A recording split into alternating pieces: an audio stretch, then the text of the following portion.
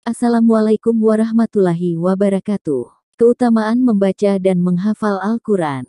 Bisa menghafal Al-Quran adalah karunia dari Allah Ta'ala kepada orang-orang tertentu, tidak semua mampu.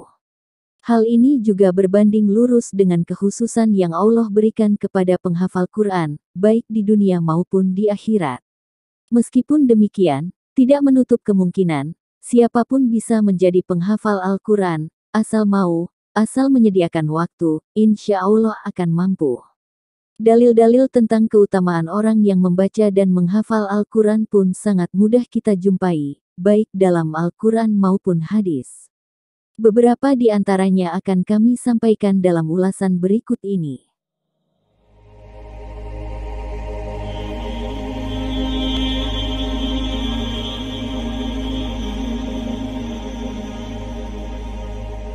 Satu, mendapat perniagaan tanpa merugi.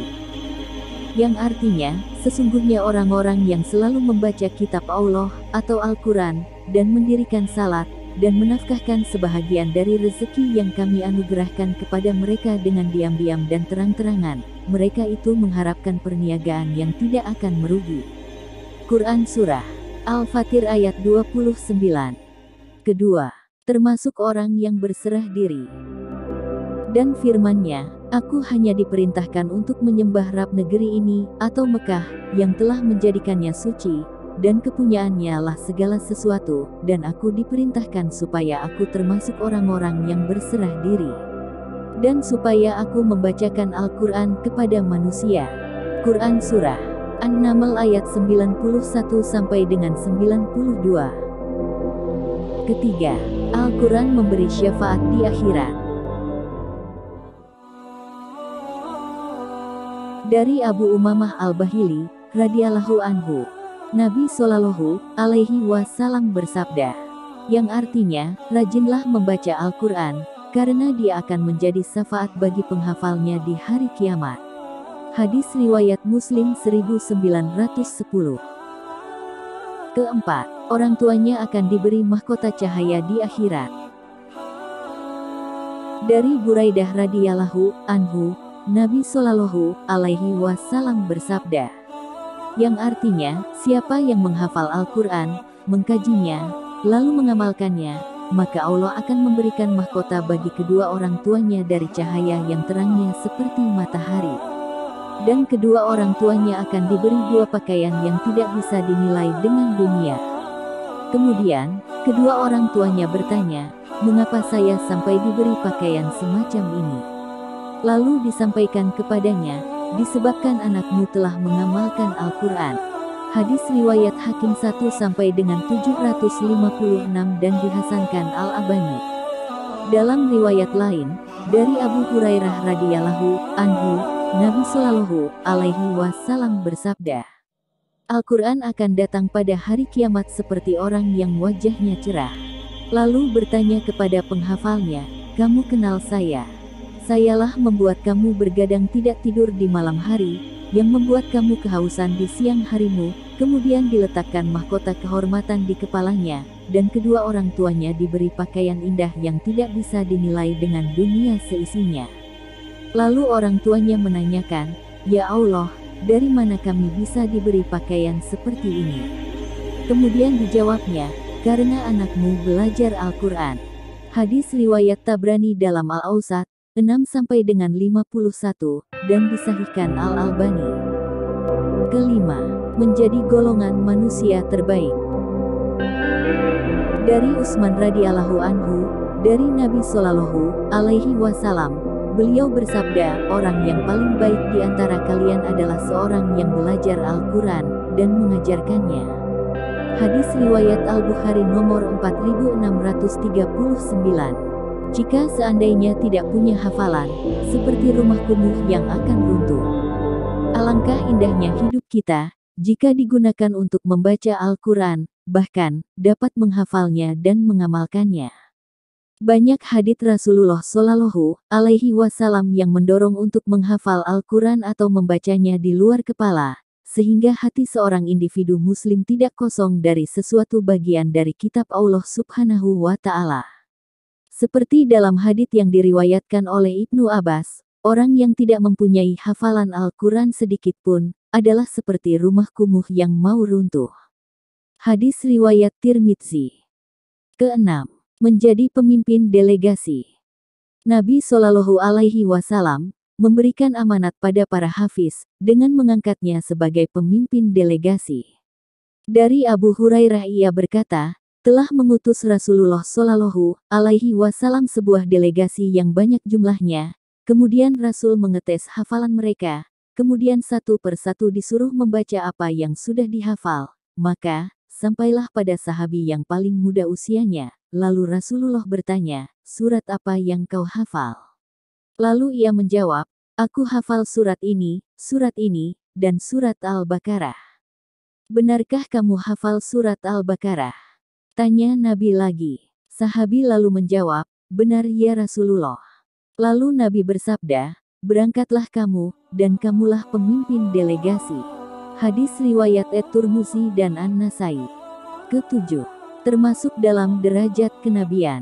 Nikmat mampu menghafal Al-Quran, sama dengan nikmat kenabian, bedanya ialah, ia tidak mendapatkan wahyu, barang siapa yang membaca atau hafal Al-Quran, maka sungguh dirinya telah menaiki derajat kenabian, hanya saja tidak diwahyukan padanya. Hadis riwayat Hakim. Kedelapan, memiliki kedudukan di akhirat, telah diriwayatkan oleh Tirmidzi, nomor 2914 dan Abu Daud, nomor 1464, dari Abdullah bin Amr, dari Nabi Shallallahu Alaihi Wasallam bersabda, dikatakan kepada pemilik Al-Quran, bacalah dan mendakilah. Bacalah dengan tartil, sebagaimana engkau membaca secara tartil di dunia, karena kedudukanmu di akhir ayat yang engkau baca. Hadits ini disahihkan oleh Al-Albani dalam As-Silsilah As-Sahihah, 5 dari 281 nomor 2240.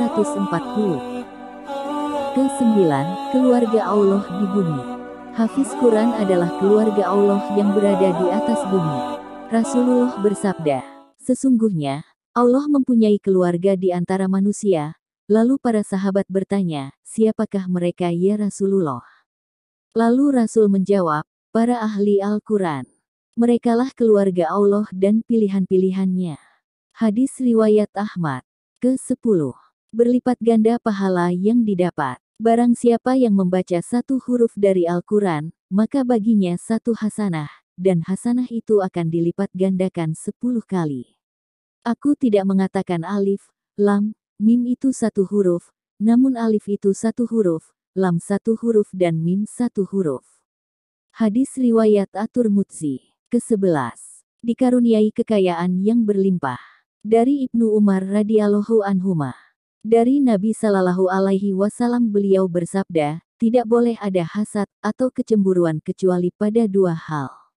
Pertama, kepada seorang yang telah diberi Allah hafalan Al-Quran, sehingga ia membacanya siang dan malam. Kedua, kepada seorang yang dikaruniakan Allah harta kekayaan, lalu dibelanjakannya harta itu siang dan malam di jalan Allah.